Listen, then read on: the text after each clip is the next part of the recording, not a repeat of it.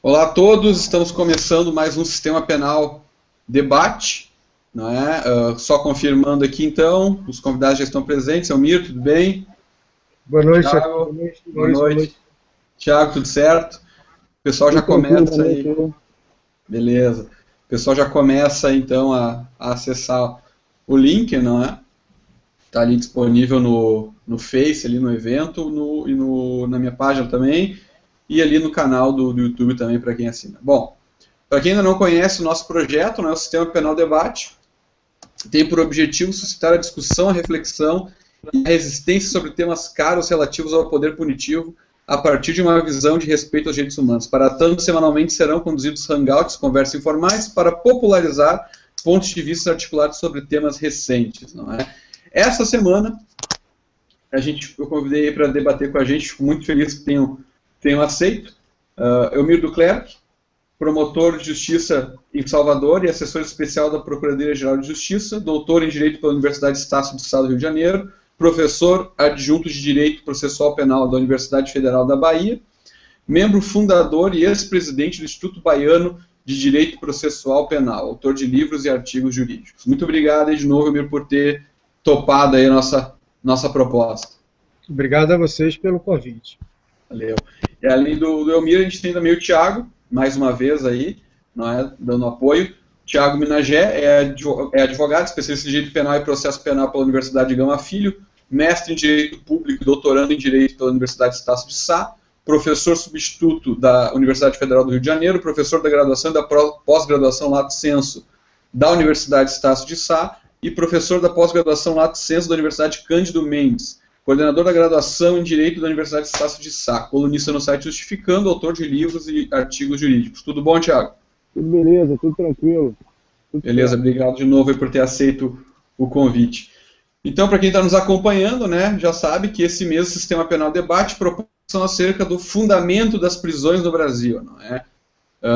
Afinal, se hoje contamos com a terceira ou a quarta maior população carcerária do mundo, será que a gente ainda pode falar que ninguém vai preso no Brasil?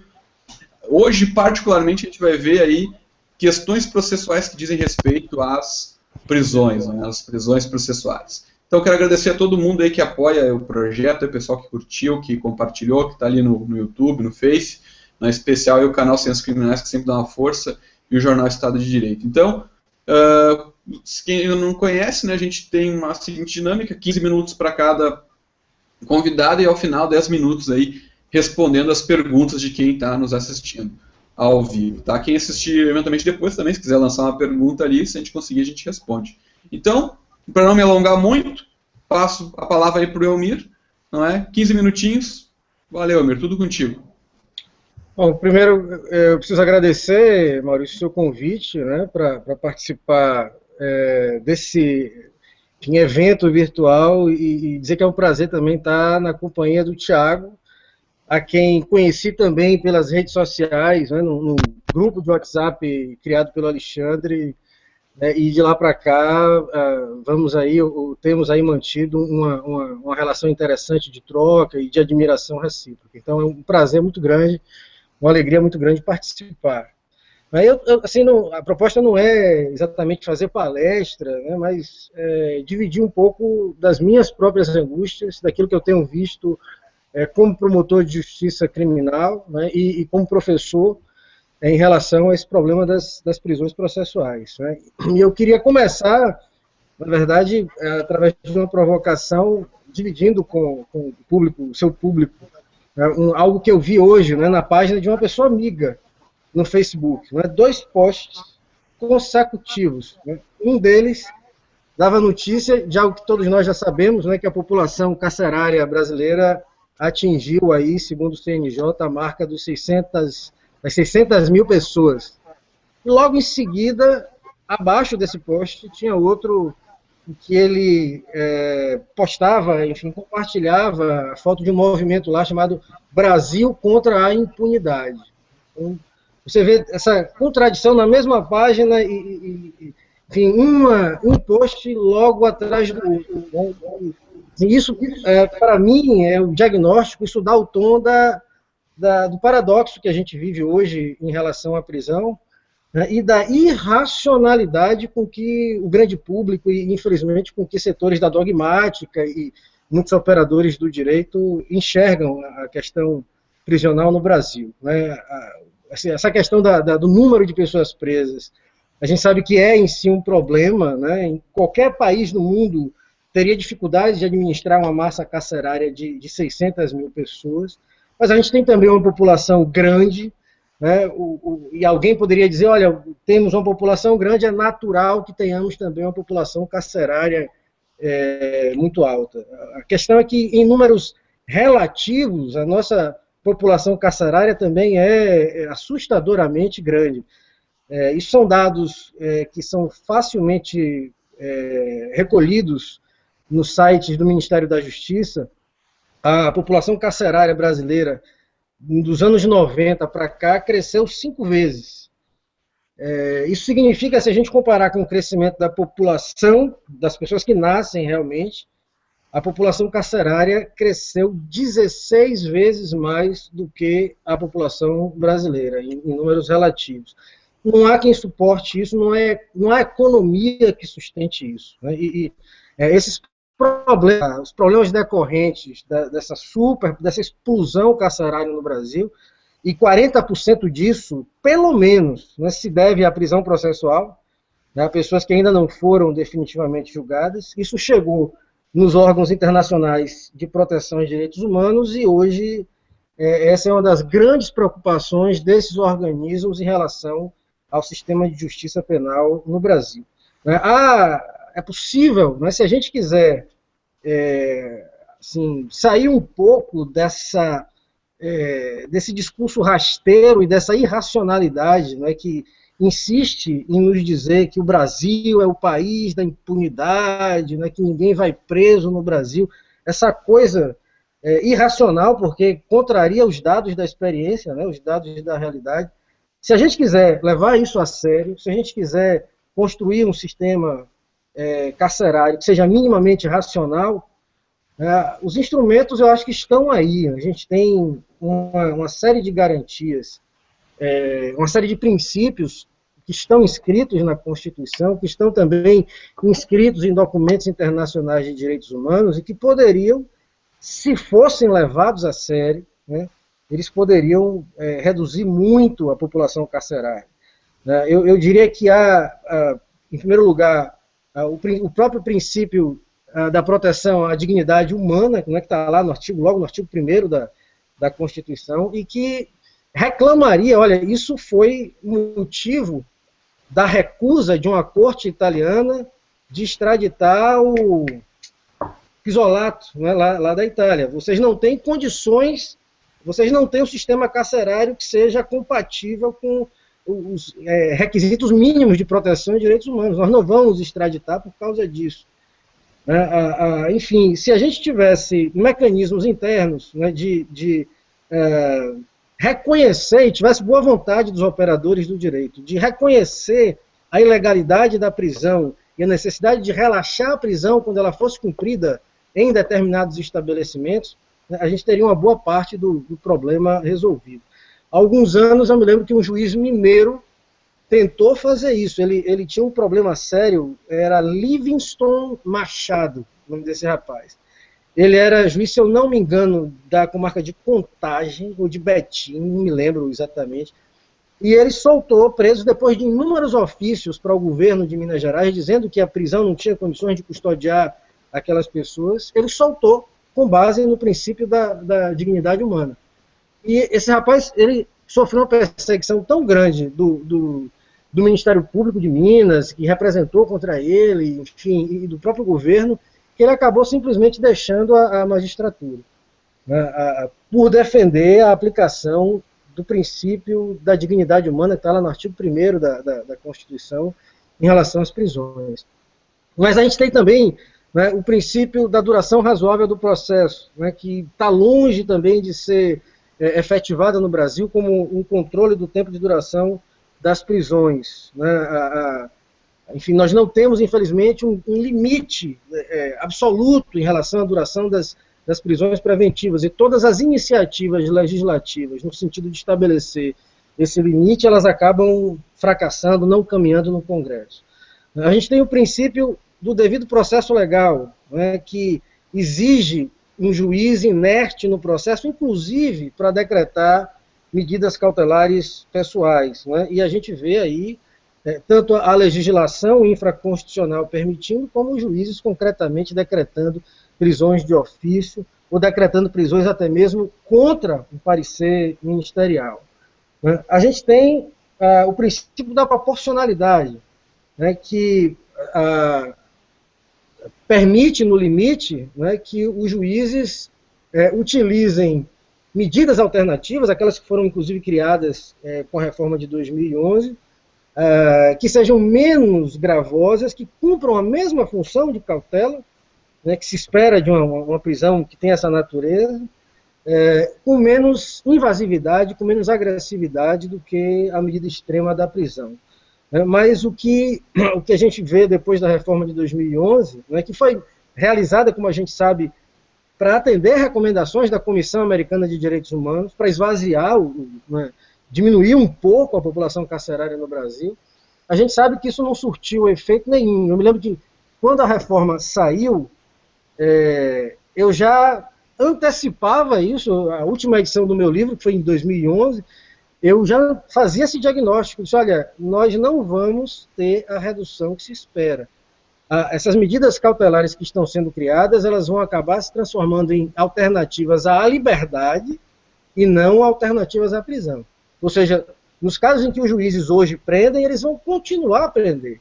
Né? E naqueles casos em que eles concederiam a liberdade provisória sim, sem fiança ou confiança, eles vão conceder a liberdade provisória e vão dar de lambuja uma dessas medidas cautelares, e me parece o diagnóstico, todos os diagnósticos que têm sido feitos hoje de base empírica para comprovar a eficácia dessas medidas têm mais ou menos apontado nessa direção.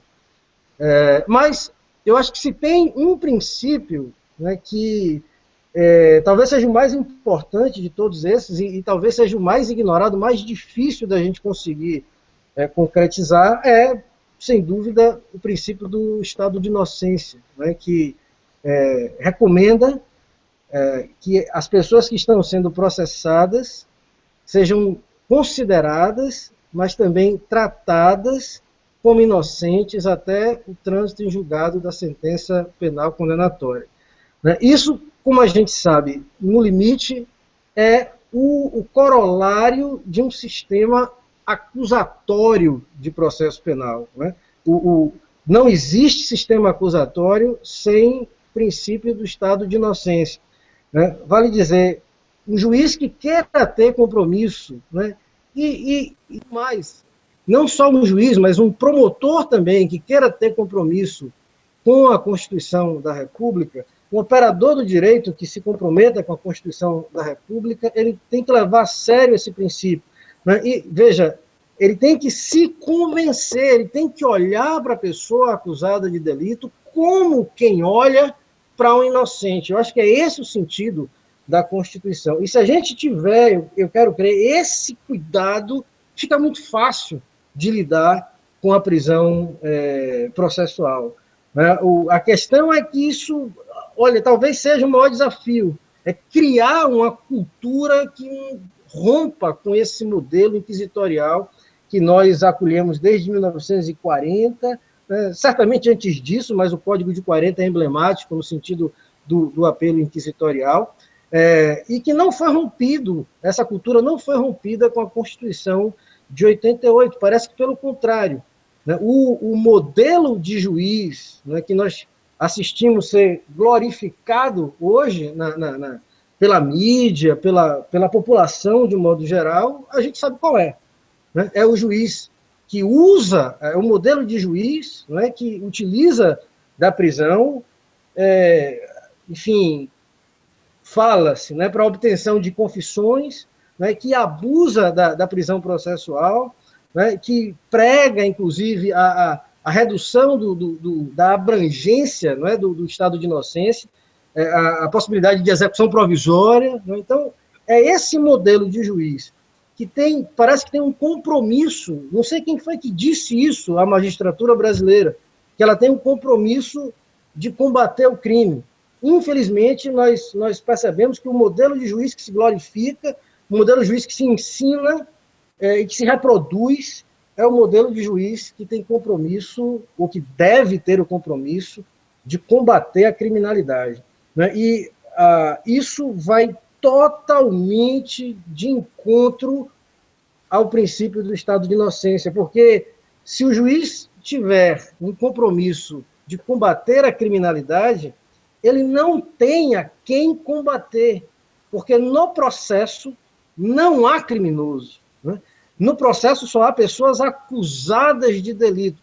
Quando ele bota na cabeça que ele precisa combater a criminalidade, que ele precisa cooperar com o Ministério Público e com a polícia, e receber prêmio por conta disso, mas abre mão da sua imparcialidade, porque ele vai confundir o criminoso com o acusado, que constitucionalmente não são a mesma pessoa.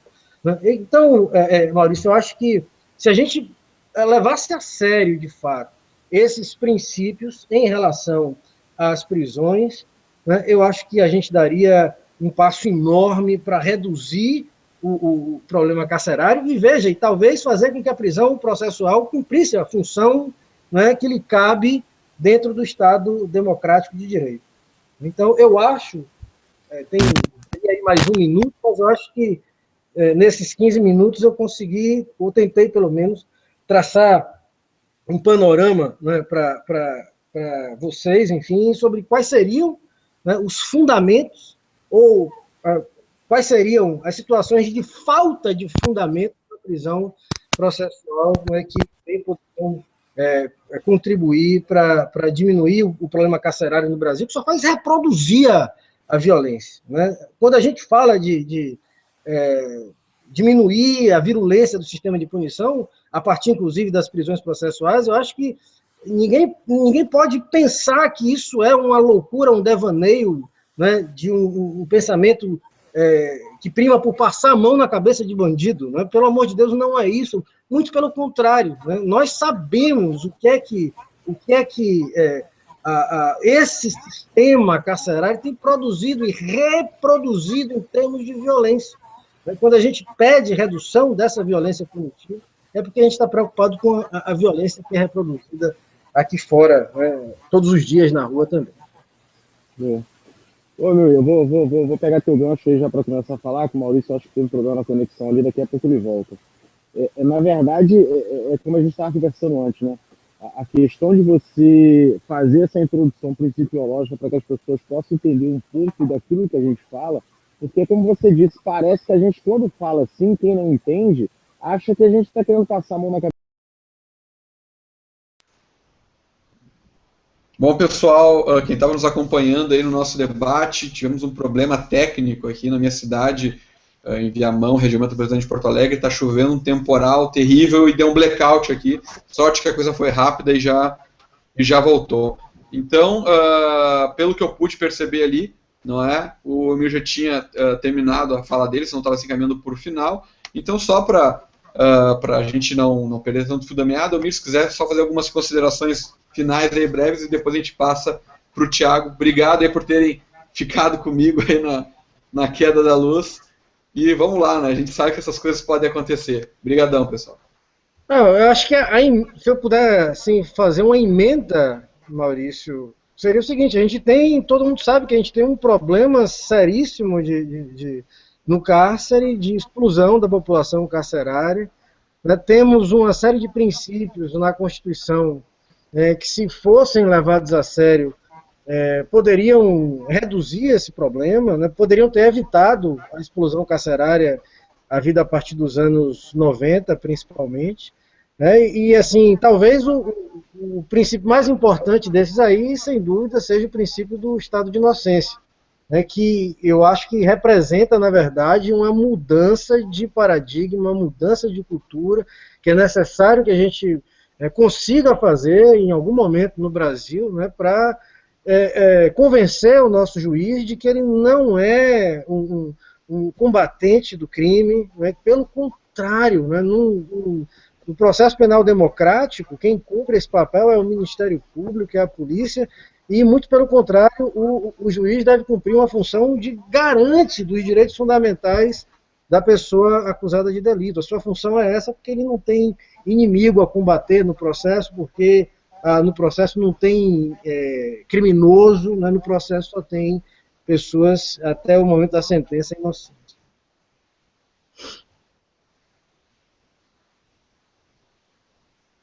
Eu acho que foi isso, né? Oi, Maurício. Maurício. Bom, eu Vai lá, vai vou. lá, vai lá. Agora sim, agora sim. Foi. Fala aí, Maurício. É tudo contigo, Thiago. Vamos lá. Então, beleza. Eu queria aqui, acabei foi até bom também, cara, que eu comecei minha fala aqui, nem estava nem agradecendo o Maurício. Obrigado aí, Maurício, por chamar novamente. Eu sempre falo que o cara que abre o microfone, para mim, é mais maluco do que eu, cara, mas valeu. A outra vez foi válido, essa também valendo. Prazer falar com o Mi aí, mesmo que o mundo virtual aproxima as pessoas, né, cara? Então a gente se conheceu aí virtualmente, rede social, depois fomos nos aproximando, uma admiração aí pelo trabalho teu, admiração pelo trabalho do Maurício. É bom estar falando com vocês aqui, cara. É bem interessante essa tua introdução, Ami, no sentido de dar uma sustentabilidade para aquilo que a gente tenta passar, né? Existe uma dificuldade da mudança de cultura, existe uma dificuldade das pessoas entenderem que a gente não está aqui para defender bandido, defender vagabundo. Ninguém, nem eu, nem você, nem ninguém quer sair de casa, por exemplo, ser roubado na rua, sofrer um ataque, coisa do tipo. A questão não é essa. A questão é essa. A questão é que a gente precisa respeitar as regras do jogo, como o Alexandre Moraes bem fala. A gente tem uma Constituição que estabelece os parâmetros, a gente tem um Código de Processo Penal que não é o melhor do mundo, porém, existem regras ali estabelecidas e parece estranho, porque muitas vezes a gente quer apenas que a lei seja cumprida. É como quando a gente vai falar de execução penal, né? Se cumprisse o que está na lei, já estava de bom tamanho. Não é cumprido nem 10% daquilo que está estipulado na LEP. Se cumprisse o que estava na lei, já estava de bom tamanho. A gente não está pedindo nada mais além do que cumprir aquilo que está estabelecido como regra. Então, assim, eu vou tentar fazer uma abordagem um pouco mais dogmática para poder tentar esclarecer melhor e dar um pouco de praticidade aí no que a gente está tentando trabalhar, né? Hoje aqui, como a gente estava falando antes, existem duas espécies de prisão, né? Existe a prisão pena, decorrente de sentença penal condenatória transitada de julgado, e existe a prisão cautelar, que é a prisão processual. Por sua vez, a prisão cautelar processual ela tem 3 espécies, né? Flagrante, temporário e preventivo. E é onde entra aqui o que eu estou querendo abordar de forma um pouco mais dogmática. Qual a única espécie de prisão que não prevê a necessidade de uma decisão judicial que a fundamente? O flagrante. Por uma questão lógica, o flagrante acaba sendo o tipo de prisão que mais tem problema de validade, porque ela acaba não tendo um controle prévio, ela tem um controle posterior. Então, quando o indivíduo ocorre um flagrante delito, imediatamente deve haver uma aferição jurisdicional. O Código de Processo Penal foi alterado há pouco tempo e deu uma melhorada na redação. Antigamente, flagrante delito ele ocorria, o indivíduo ficava preso, sabe-se lá, o tempo do processo ele ficava preso, naquele flagrante que já passou, foi lá atrás. Não tinha nenhuma decisão que fundamentava a prisão dele. Hoje, com base no próprio artigo 306 do CPP, o flagrante delito ele tem que ser comunicado em até 24 horas ao juiz. Ok, qual o grande problema? E aí o primeiro erro que a nossa legislação comete. A partir do momento que o juiz recebe a comunicação desse flagrante, ele tem 3 caminhos a seguir, com base no 310 do CPP. Decretar a preventiva, relaxar a prisão e conceder liberdade provisória. Porém, a lei não estabelece um prazo para isso. A lei não diz que, por exemplo, quando ocorre o flagrante delito, o juiz tem que ser comunicado em até 24 horas. A lei não diz em quanto tempo o juiz tem que se manifestar após ser comunicado do flagrante delito. E aí a gente fica à mercê dos juízes como bem entendem trabalhar. A doutrina critica. Eu, há pouco tempo, escrevi sobre isso. Há pouco tempo, debatendo isso com o Alexandre. A gente estava falando sobre isso, que analogicamente o juiz também deveria ter um prazo de 24 horas para poder se manifestar quanto ao flagrante delito a ele comunicado, mas como não está na lei, a gente não pode exigir, e aí fica essa guerra de entendimento, onde cada juiz age como bem entende, já que não está na lei, eles acabam se prevalecendo dessa situação para poder não ficar, por exemplo, 10 dias com uma auto de prisão flagrante de delito, sem ao menos se manifestar contra o decreto da preventiva, coisa do tipo. Então, veja bem, existem situações que as pessoas possuem dificuldade de entender, e tem juízes que ou não entendem, ou maldosamente entendem de forma errada. Nem toda prisão nem toda prisão em flagrante necessariamente vai desaguar na preventiva. Existem requisitos específicos e essenciais para que a preventiva seja decretada. Lá no 313 do CPP é claro em dizer que só cabe preventiva em crime doloso contra a vida, ponto. Logo, todo e qualquer crime culposo, por uma questão lógica, ele é descartada qualquer possibilidade de decretação de preventiva.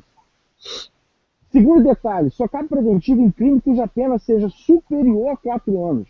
Por quê? Se o indivíduo ele for condenado a crimes, a pena, que não ultrapasse 4 anos, a possibilidade de incidência do artigo 44 do Código Penal, que substitui a pena privativa de liberdade com redistribuição de direito, é grande.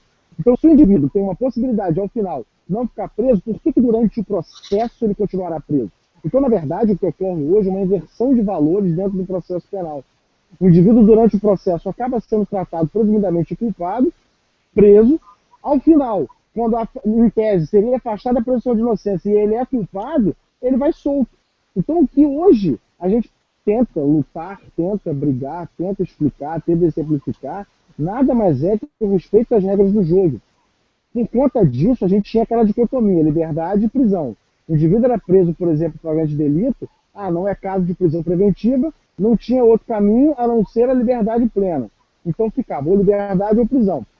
Veio a legislação, incluiu as medidas cautelares lá no artigo 319. O que isso significou? Bom, aqueles crimes que não seria caso de prisão preventiva, poderemos substituir essa prisão preventiva por uma medida cautelar. Está lá no artigo 319, que é claro em dizer medidas cautelares diversas da prisão. Só que hoje o tratamento é o oposto, novamente. O indivíduo ele é preso e quando é caso de liberdade plena, ele sai com uma medida cautelar. Na verdade, a medida cautelar veio substituir a liberdade, ao invés de substituir a prisão. Então, o que ocorre hoje é essa superlotação de um sistema carcerário louco, onde pelo menos a metade da população carcerária é preso preventivo, ou seja, eu fico pensando o seguinte, quantas pessoas presas preventivamente ao final são absolvidas? Quantas pessoas presas preventivamente ao final são condenadas a pena que não é prisão? Quantas pessoas presas preventivamente ao final são condenadas e já cumpriram a pena? Olha que loucura! Quantas pessoas que ao final, quando condenadas, não eram mais outra presa, iam lá permaneceram todo aquele processo preso. Então hoje o que acontece é o seguinte, as medidas cautelares que foram criadas, em tese, pelo menos, para que pudesse ser uma questão de desafogar o sistema carcerário desnecessário, é uma questão óbvia, não é simplesmente tirar da cadeia, é simplesmente tirar da cadeia quem não é para estar lá. Essa é a questão, as pessoas não conseguem entender isso. Na verdade, quando você fala que essa questão do juiz, ele não tem compromisso com a segurança pública, não tem mesmo. Órgão repressor que atua combatendo a criminalidade é polícia e Ministério Público. O Ministério Público é o órgão acusador. Ele faz a acusação, ele visa a condenação. Eu sempre falo isso. Eu sou extremamente cético nessa história de que o MP é fiscal da lei no processo penal. O MP é órgão acusador. Eu nunca vi um pedido diverso da condenação nas penas do crime tipificado na denúncia. Não existe outro tipo de pedido na denúncia. Se o MP pede na denúncia a condenação, ele é órgão acusador. Então, na verdade, o juiz ele não tem que exercer a função do Ministério Público. O juiz tem que exercer a função dele de julgar. O juiz julga conforme as partes lhe trazem as provas, e o juiz, com base naquilo ali, ele profere a decisão dele. Mas não, muitas vezes, e digo mais, o juiz ele não tem nem que defender também, ele tem que julgar com base naquilo que a acusação propõe, com base naquilo que a defesa traz. Só que com uma diferença.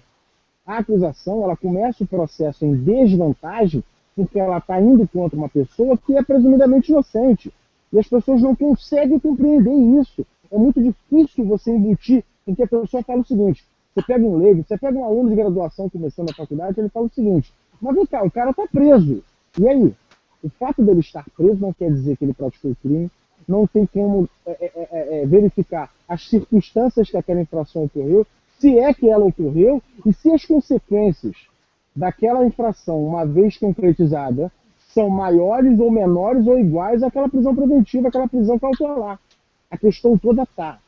Hoje, a prisão processual, a prisão cautelar e principalmente a preventiva, pela falência da segurança pública preventiva, virou um instrumento de coação onde o judiciário substitui a Secretaria de Segurança Estadual para poder, em tese, combater a criminalidade. Só que está colocando um goleiro para poder fazer a armação no meio-campo. Não tem nada a ver uma coisa com a outra. Não é essa a função do judiciário. O judiciário ele não tem que ir ali com uma prisão preventiva fazer a contenção de criminalidade. Quem tem que combater a criminalidade é como a gente já falou aqui, o Estado através da polícia ou do Ministério Público. Esses são os órgãos repressores que precisam combater a criminalidade. Não é o juiz.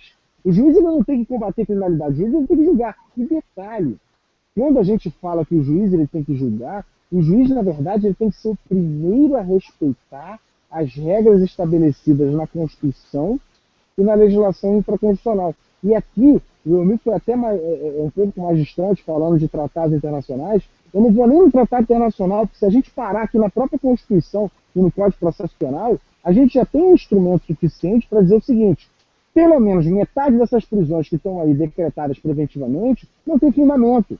São ilegais, são irregulares, elas não estão amparadas pela Constituição, elas não estão amparadas pela legislação em vigor. Essa é a questão. Esse é o ponto central. Só que, enquanto nós não mudarmos a concepção de observância e aplicação da lei, nunca isso vai mudar. Na verdade, tem um juiz aqui no Rio, o me conhece, o Maurício também conhece, o Rubens Casale, ele fala muito bem isso. A questão da interpretação retrospectiva ou prospectiva. As pessoas mudam as regras, porém ela fica com medo daquela mudança que aquela regra vai trazer e continua interpretando conforme era antigamente. E aí nada muda. Na verdade, o que acontece é que hoje é aquele ranço inquisitorial que permanece nos palácios da justiça, como se fossem grandes masmorras, onde fica ali punindo as pessoas sumariamente. Porque se você parar para pensar, a estigmatização de uma pessoa que é presa preventivamente, a possibilidade de ela vir a ser condenada por conta desse estigma aumenta. A possibilidade de ela sofrer uma sanção mais severa por conta desse estigma aumenta. A possibilidade dessa pessoa ter um impacto desastroso na vida social dela é infinita. É uma coisa de louco isso. E as pessoas não conseguem perceber. Na verdade, o que acontece é o seguinte, existem as pessoas que querem fazer do processo criminal um instrumento de vingança. Não um instrumento de proteção. Hélio Tornag dizia isso. Não se pode criar uma legislação criminal, aplicar uma legislação criminal com os olhos de um criminoso. Porque senão você vai ser sempre cruel. Você sempre será mão pesada no linguajar popular. Na verdade, o processo penal ele precisa ser um instrumento de garantias da pessoa. Se essa pessoa efetivamente praticou um crime, o Estado, respeitando seus direitos, cumprindo seu papel e cumprindo as regras do jogo, tudo será feito corretamente e, ao final, ela será punida. Não precisa o Estado se igualar, vamos colocar assim, ao criminoso e cometer tamanha arbitrariedade, tamanha atrocidade, como aquela que ele mesmo visa combater. É igual o Nietzsche falava. Cuidado ao perseguir o monstro para não se tornar pior do que o próprio monstro. Acaba com o Estado, ele consegue se tornar pior do que o próprio criminoso que ele está dizendo combater. E aí ele se torna tamanho criminoso tal qual aquele que ele visa combater. É uma coisa de louco isso.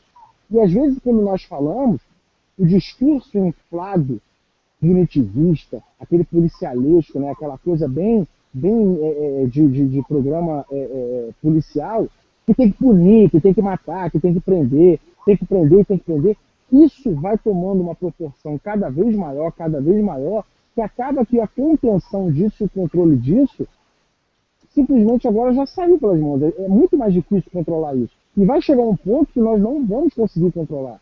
As pessoas esquecem que quando você prende, uma hora solta, uma hora ela volta para a sociedade. Como esse ser volta para o meio social?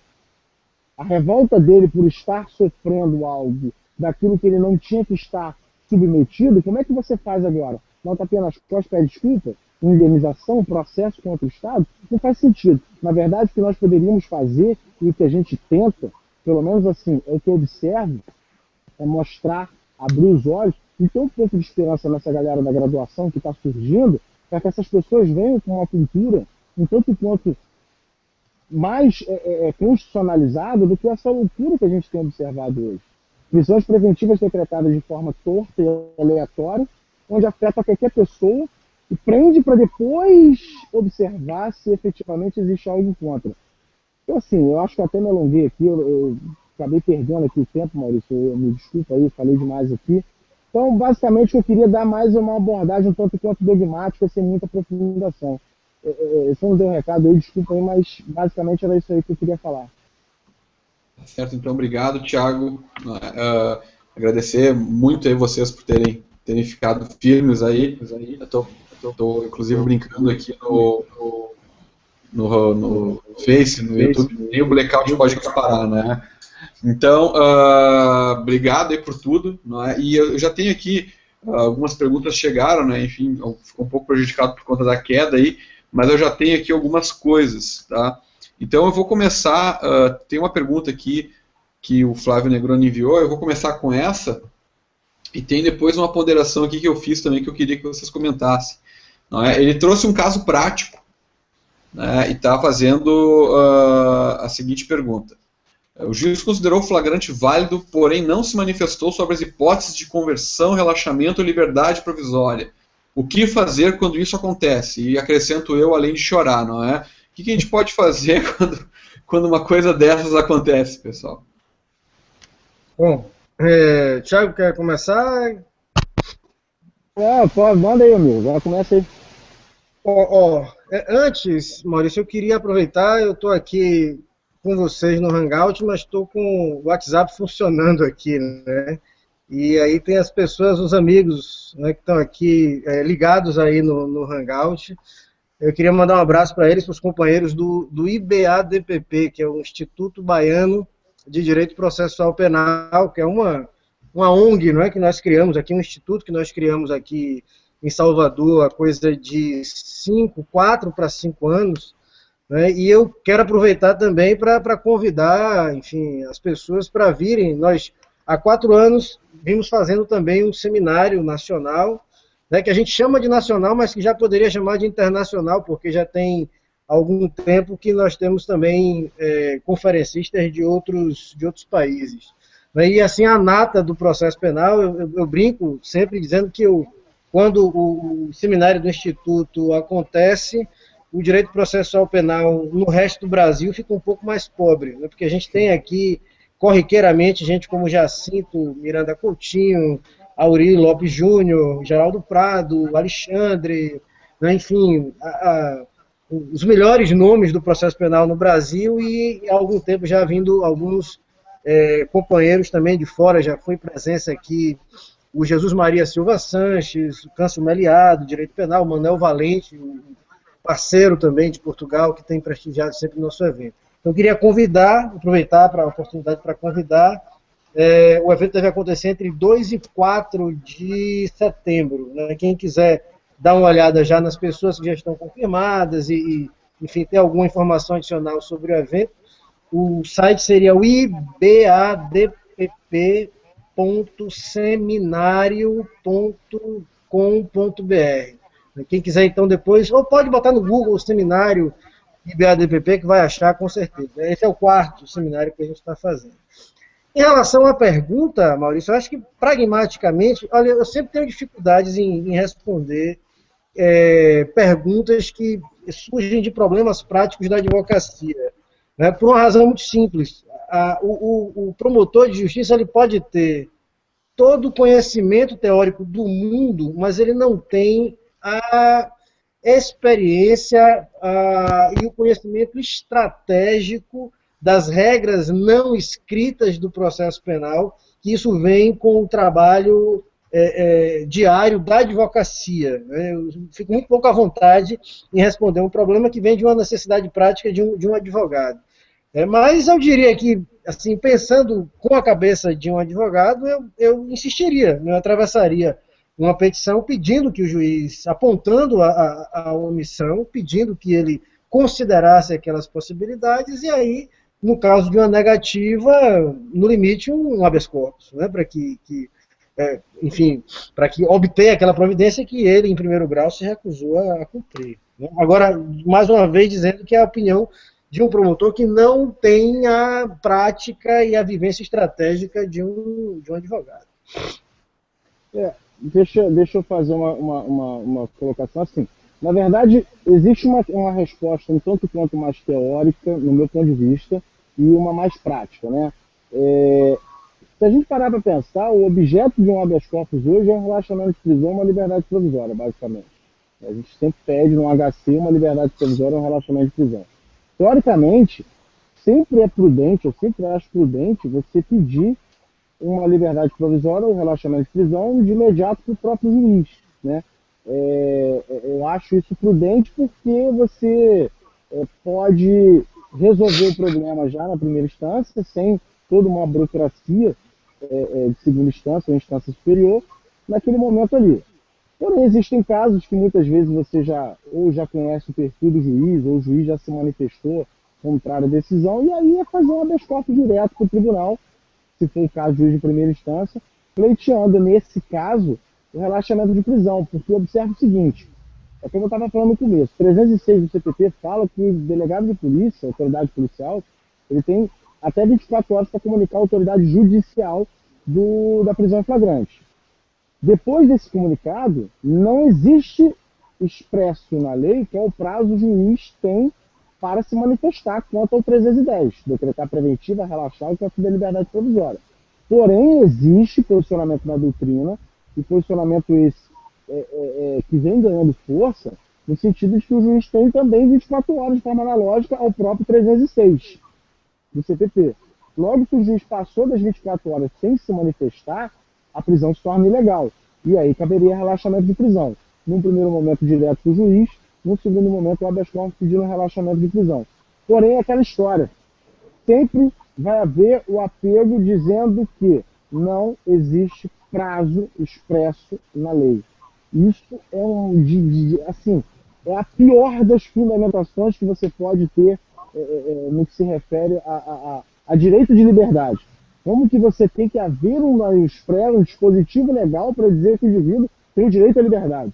É muito louco isso, mas basicamente, respondendo aí a pergunta, é isso aí. Primeiro um relaxamento de prisão, depois um HC. Ou o HC direto. Dependendo do caso, né? É uma questão até que o professor Auri sempre comenta, não é? Que nesse caso, aí, pelo que eu entendi, a gente tem uma decretação, o reconhecimento do flagrante, né? O flagrante é legal, e o juiz parou por ali, não é? Só que o réu continua preso. Então, digamos assim, aquele flagrante que prende por si mesmo, não é? Que aí que eu acho que estaria a ilegalidade, não é? Como bem mencionou, não é? Apesar da ausência de dispositivo expresso, não é? A ideia é que se tenha 24 horas, até porque é uma detenção precária, digamos assim, flagrante, para que se possa, enfim, colher os elementos ali do auto, ver se justificaria uma medida mais grave como a prisão preventiva, por exemplo. Né? E daí, dessa pergunta, que tem até uma conotação bastante prática, né? Valeu aí, Flávio, muito boa pergunta, tem uma questão bastante prática, mas acho que a gente consegue extrair algo bem teórico disso daí, que é justamente a posição do juiz frente a esse APF, não é? E como isso poderia ser modificado. Vou dar um exemplo. Né? Hoje, talvez, o que mais tem se falado em termos de processo penal no Brasil é da audiência de custódia. Não é? Talvez, eu estava pensando nisso aqui. Que talvez essa audiência de custódia, o Auri escreveu recentemente, o professor Alexandre escreveu recentemente, o Clécio Lemos escreveu... Não é o Clécio Lemos, esqueci o nome dele agora. É o Caio da Defensoria Pública. Não é ele é da Defensoria Pública da União. Daqui a pouco eu acho ele aqui, me lembro o nome dele. Ele tem escrito bastante sobre isso com muita propriedade, não é? Que o professor Nereu já dizia nas aulas há muito tempo atrás, né, que o Pacto São José Costa Rica diz é que o réu deve ser encaminhado para o juiz, não a PF, não é? Então será que que talvez aí, sendo talvez um pouco utópico até, mas será que a audiência de custódia ela poderia nos ajudar nesse problema aí, para que o juiz já de pronto desse uma solução ali? O que vocês acham? Eu não tenho dúvida disso, Maurício. Infelizmente, a gente não conseguiu ainda implementar a audiência de custódia aqui na Bahia, né? E assim, o alento, né, que nós temos e a esperança que nós temos em relação à audiência de custódia são os resultados que estão começando a ser produzidos. A notícia que chegou dos primeiros dias de funcionamento da audiência de custódia em São Paulo teve assim um índice bastante interessante de liberdades concedidas ou de medidas alternativas concedidas em substituição à prisão, que seria muito difícil de acontecer se o juiz tivesse que despachar por simplesmente o auto de prisão em flagrante. Né? Volto a dizer, outra coisa, não é quando o juiz olha nos olhos e vê quem é a pessoa que eventualmente foi presa em flagrante, em que circunstância foi presa em flagrante, né? Tem a oportunidade de ouvir dele ali uma versão que muitas vezes é mais confiável do que aquilo que consta nos escritos do auto de prisão em flagrante. Mas outra coisa para a qual também, ou contra a qual também a gente vê muita resistência. O título do artigo do Auri e do Alexandre já diz muito disso, né? A audiência de custódia, não vi, não conheço, mas eu já não gosto, né? Já não quero saber do que é isso. Né? A gente vê com muita esperança. Talvez, inclusive, isso seria tema até para um outro encontro. Eu tenho muita esperança que a audiência de custódia, ela se consolidando, ela seja a semente de algo ainda mais interessante, que seria a implementação no Brasil do juiz de garantias, né? O cara que vai só cuidar de todas essas medidas cautelares. A gente não teria, por exemplo, o problema que estamos tendo hoje lá na Operação Lava Jato, né, de um juiz que decide, né, que praticamente conduz a atividade de investigação, decretando todas as medidas relativas à investigação, sendo a mesma pessoa vai ser responsável pelo julgamento do processo. Só para corroborar o que o Mi falou aí, cara, essa questão da audiência de custódia, as pessoas criam um misticismo em volta dela, como se ela fosse algo muito complexo, muito complicado. Só para pensar o seguinte, quando eu falei da parte dogmática, a parte conceitual, a parte legal, que não requer muito, apenas entender o que está escrito, a gente observa que a única espécie de prisão que dispensa uma manifestação judicial é o flagrante. Então, se o flagrante dispensa a manifestação judicial, deve haver uma aferição jurisdicional imediatamente após. E a audiência de custódia, ela pode exercer essa função de forma completa. Ou seja, e aí vai de encontro aquilo até que o próprio professor Nereu falou. Não é o APF que tem que ir para o juiz, e sim o preso. Então, se você leva o preso para o próprio juiz a ferir aquele APF na mão dele e o preso na frente, se essa prisão em flagrante, primeiro ponto, ela foi válida, e segundo ponto, se é caso de decretação de uma preventiva. Porque o flagrante pode ter sido válido e não ser caso de preventiva. E a audiência de custódia resolveria esses dois problemas. Da validade ou não do flagrante e da necessidade ou não da prisão preventiva. Mas existe toda essa cultura reticente com relação à audiência de custódia. É algo assim completamente esdrúxulo, porque há pouco tempo saiu uma decisão do desembargador de São Paulo, salvo engano, do Guilherme Souza Milch, ele diz que o Pacto de São José da Costa Rica não se aplica aqui.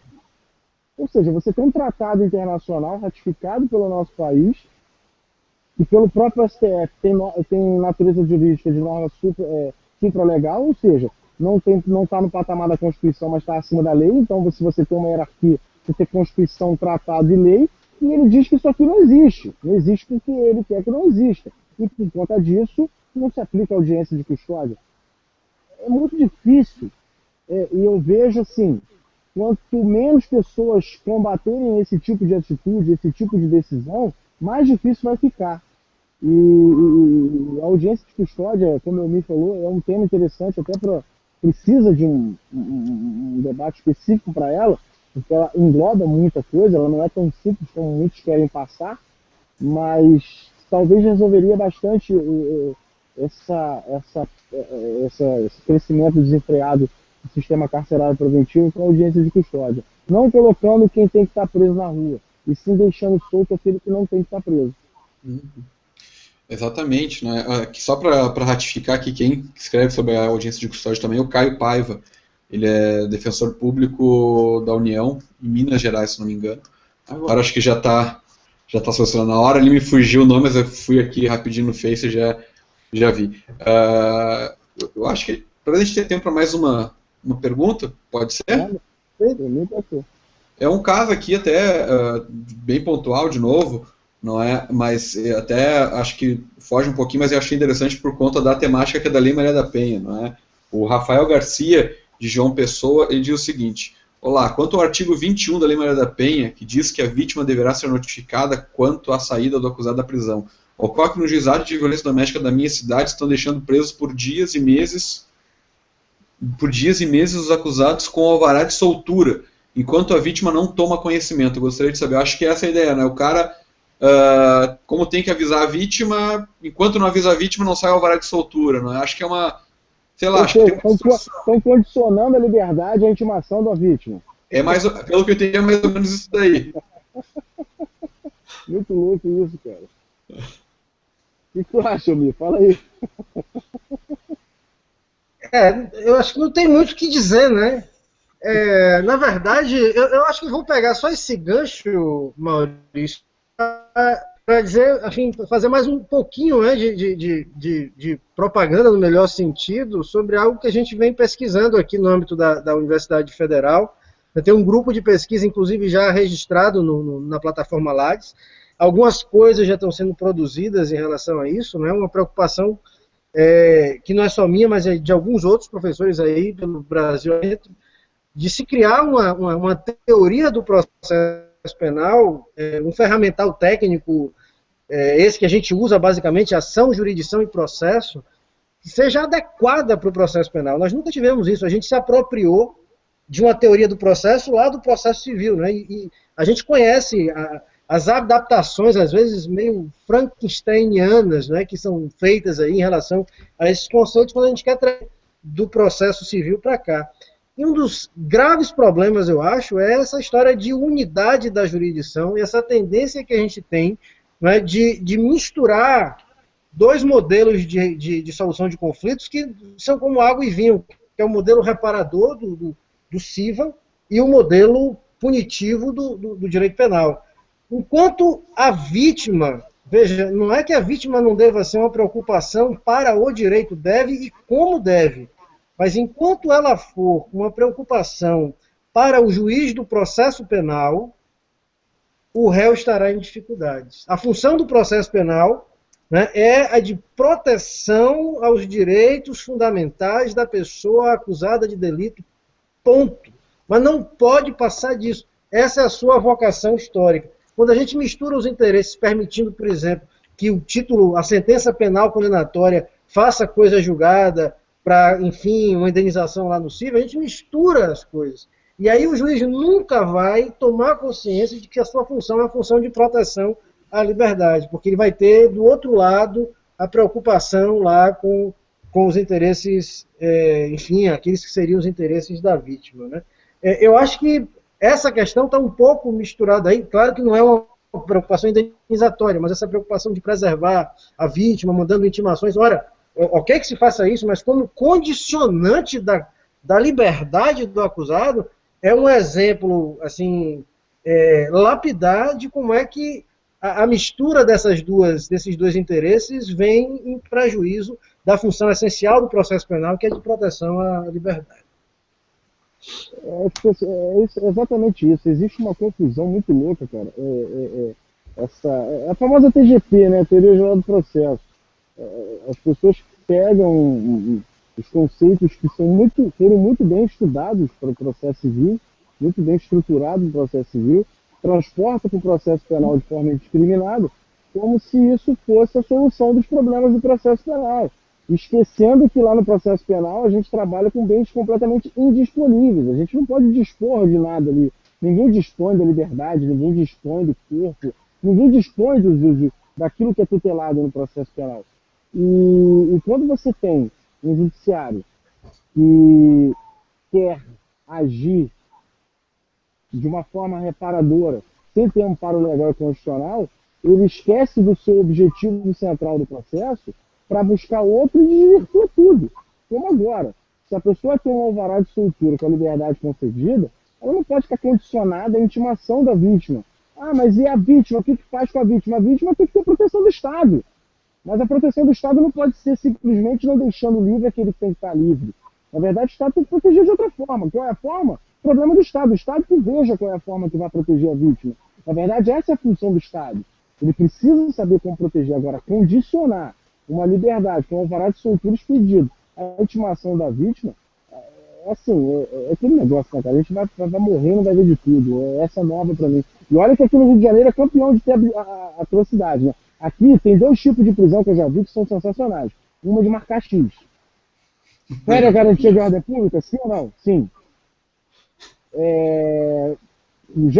Viola a instrução criminal? Sim. Decreta preventiva. Eu tenho. Se vocês quiserem, eu mando para vocês. Eu já vi. Objetiva. Questões objetivas que marcam e decreta preventivo. E tem uma outra decisão aqui, um decreto preventivo, que o juiz previamente já disse o seguinte: indefiro qualquer futuro pedido de liberdade. Você faz o quê? Assim, aí vem aquela questão prática, né? Como que você vai despachar um relaxamento de prisão com esse juiz? Você não faz. Vai logo HC pro tribunal pra você não perder tempo com ele.